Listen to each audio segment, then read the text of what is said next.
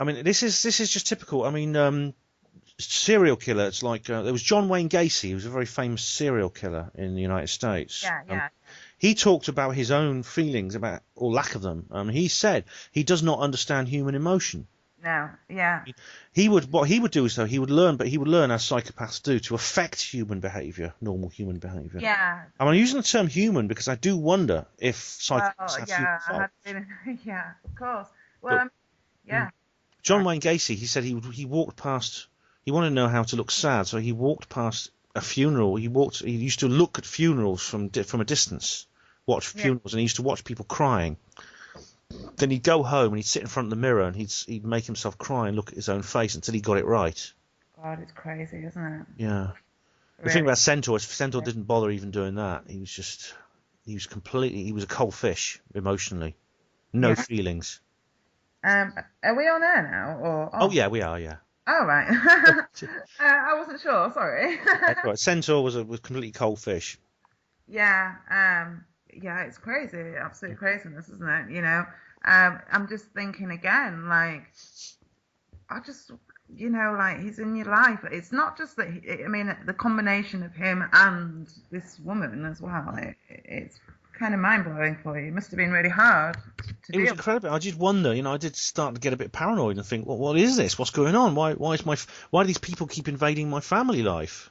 Yeah. These people who are not related to us. Yeah. In one case, I found out later, this was one of the founders, almost one of the key figures in setting up the British psychological warfare program.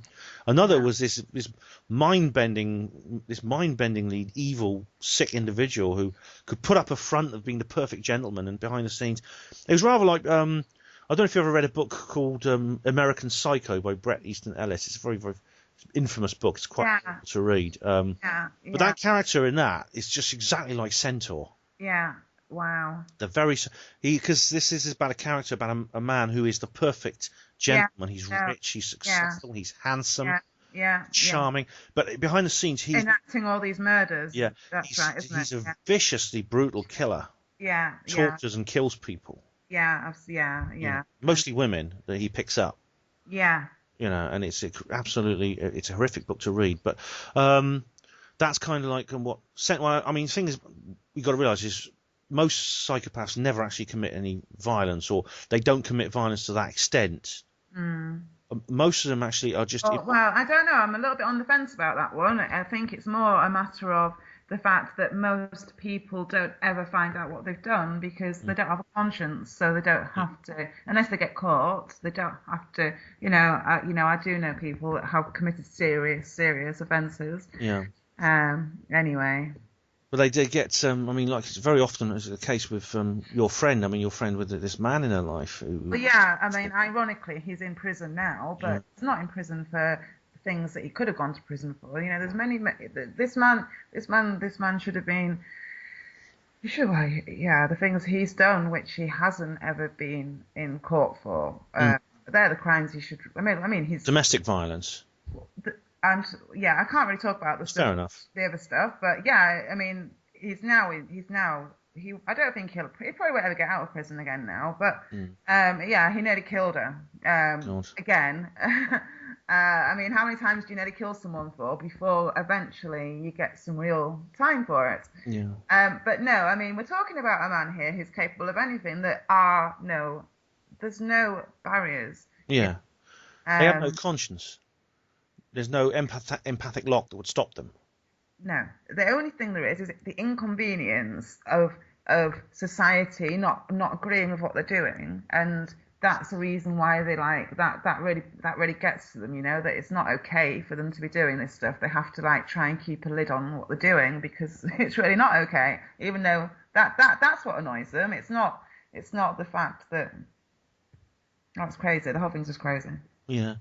And very often when I mean, I think if my parents had said, had told their friends, what Centaur was doing to me, they would just, what? It's surely not him, but he's such a lovely man. Of course, yeah. Well, she could put. I mean, the thing about it is, I mean, it's only when you understand what these people are that you can actually spot them. Yeah. You see, this is why they so often go undetected, just because people just don't understand what they are. People are disarmed by the fact they don't understand these people, or if they even are people in the Well, normal yeah, sense I of was the to say, word. yeah, that it's so demonic, it's so demonized. What's Mm. going on? It's tapping into those parts of the brain which really there is no humanity behind. Because if you had humanity there, and if you were running from your soul and stuff, these things, these acts, they're just not doable. You wouldn't even dream or think about doing stuff like that when you're coming from your humanity, from your soul. You know, it's just not. It's just there's no question about it. You just wouldn't happen, would it? Exactly. Yeah. I mean, I think that is the main point. But the main point is that we're dealing with an intelligence and intellect which is or consciousness that is so alien Yeah, that it's beyond comprehension of us. yeah. Yeah, very much, you know. But well, yeah, but you know this like demonic type mindset. It's what's behind. It's what's behind government. It's the force which is running the world as we know it today. Hmm. It's coming from that mindset. It's coming from that like force of power. Yeah, I mean, this is an important point. I mean, because we've talked a lot about the presence of psychopaths in individuals' lives, and I know there are people who've written about this, but Yeah. it's from a political point of view, it's very important too, because this world is run by psychopaths in a nutshell. Absolutely. Yeah. 100%. Psychopaths gravity, the number of people in power, in positions of elite power in this Yeah. world, whether on the higher level, on the Illuminati level, but on the political level that we see in the world, on the public view, Yeah, yeah, they yeah, they themselves yeah, exhibit these points. And it's like I said, there's a book called Political Ponerology by Andrew Wubachevsky, and he writes for SOT.net, which is an excellent website run by Laura Knight Janchik, who's an excellent author, and her husband Ark, who's a physicist and discusses this. It's about spiritual matters, but it's about the psychopaths. all right, And it's you can spot them when you know what they are. I yeah, mean, there's actually a book. I mean, going back again to the people in the personal life. Have you heard of a book called? The book is called Women Who Love Psychopaths by Sandra Al Brown, oh yeah, I see it, yeah, and it is about this very very thing. Now, even despite the fact of its title, it's actually aimed at everyone, not just women. yeah, Um, as SOT.net says, 6% of the population that they reckon are psychopaths. About three-quarters of these are male, yeah, but there's 25% or around 25% who are female. So it can apply as much to men. yeah. So I think anyone has to be on their guard. Whatever, whether you're a man or a woman, you need to be on your guard. I really do think as well, you know, they're saying 6%, but I really do think there's more. I think it's a higher percentage than that. How can they really? I mean, they're just guessing at the end of the day, aren't they? I'd say Yeah. there's a higher percent than just 6% in this world, in this day and age. People are bred to be psychopaths. Well, yeah. I mean, as far as a diagnosis goes, I mean, they say, as you said, 6% is very. There's no test you can give people. You can't give them an X-ray or take some of their blood and say, right, No. I mean, John Ronson wrote a very sort of a funny, sort of like very scathing satirical book called The Psychopath Test, which is about this very subject. Yeah. About this. You can't actually sort of, as you said, it is a guesswork, and as you said, we're conditioned to be. Well, I use the term pseudo psychopath for people Yeah. who are Yeah. conditioned. Good A lot enough. of us are not psychopaths, but we're conditioned to behave in a psychopathic manner by Yeah. authority, by coming from these people in power. Yeah. Yeah. Yeah. A good example would be maybe military personnel Mhm. who might carry out acts which their conscience wouldn't otherwise allow them to.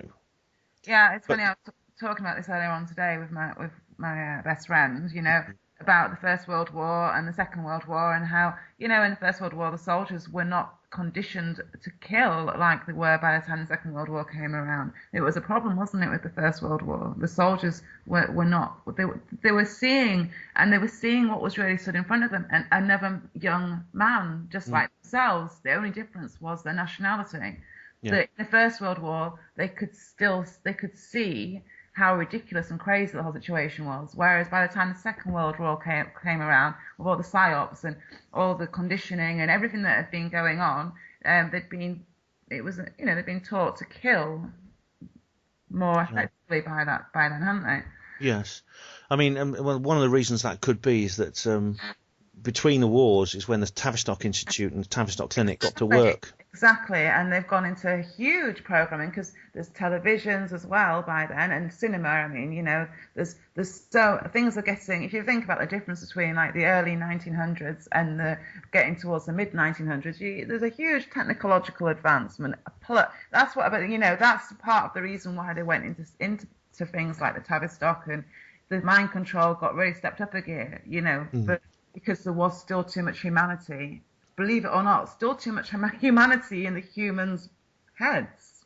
Yeah, well, I mean, if you think about if you look at people, how everything around us seems to be encouraged to drum that humanity out of us, to strip us of it. Everything from the media to education to the workplace, everything. I used to say it was from birth onwards, and now I say it's from conception onwards. And, well, yeah. Preconception. I mean, at the end of the day, it's absolutely insane what goes on. I can't believe my eyes. I just can't believe how the world has become. It's so scandalously bad, Yeah. Well, that's Sarah Goodley, who of course has spoken at the Amash conference and who's familiar with Amash. It goes right back to it's multi-generational because it's got a lot to do with the relationship between the parents who actually conceive the child. Yeah. And the pregnancy, of course, all through the pregnancy, the fetus is bombarded with electromagnetic and chemical attacks, just like adults are and children are. Yeah, yeah. It's just very good. and Nina, I mean, we've now gone on. We've gone on for quite a long time now. I think I hadn't planned this originally, but I thought we could do 2 programs with this conversation. What do you reckon? Yeah, let's do it. Do you want to come back for another time? Yeah, definitely. Yeah. Brilliant. Well, we'll carry on where we left off in a future show. So, listeners, this is Nina Valentine and Nina, I want to thank you for being a guest on Hapanwo Radio. We'll see you again very soon. And thank you for having me. Thank you very much. And see you soon then. Bye-bye. Bye, Ben. Bye-bye.